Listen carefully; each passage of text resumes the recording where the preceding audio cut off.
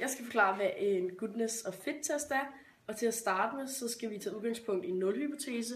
Og her der undersøger man de observerede og de forventede værdier, om de stemmer overens. Og vores nulhypotese tager altid udgangspunkt i, at det givne emne, vi undersøger, ikke er sandt. Og det betyder så, at vores observerede værdier ikke passer med vores forventede værdier. Og i eksemplet her, der lyder vores nulhypotese sådan. De observerede værdier stemmer ikke overens med de forventede. Og det er så ud fra det eksempel, som jeg vil komme lidt mere ind på. De observerede forventede værdier så, de observerede værdier, som vi kan se her, det er værdier, som vi ligesom har, altså det er terningeslag det her, og dem har vi sådan selv slået, og det er så dem, vi har skrevet ned, og de forventede er så, hvad vi regner med, ud fra de antal slag, vi har slået. Ja.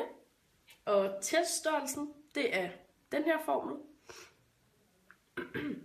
Og i eksemplet, der udregner vi så teststørrelsen ved at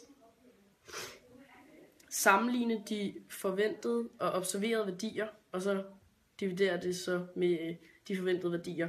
Og så plusser vi så, jeg har gjort det hele vejen ned her, og det plusser jeg så, og det giver så 5,2, og det er vores Q-værdi, som også er teststørrelsen.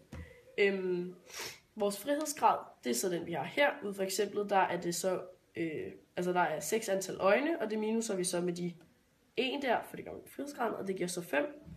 Og så nede ved p-værdien her, som vi udregner, der bruger vi så frihedsgraden og vores q-værdi, og det ender med så at give 0,39.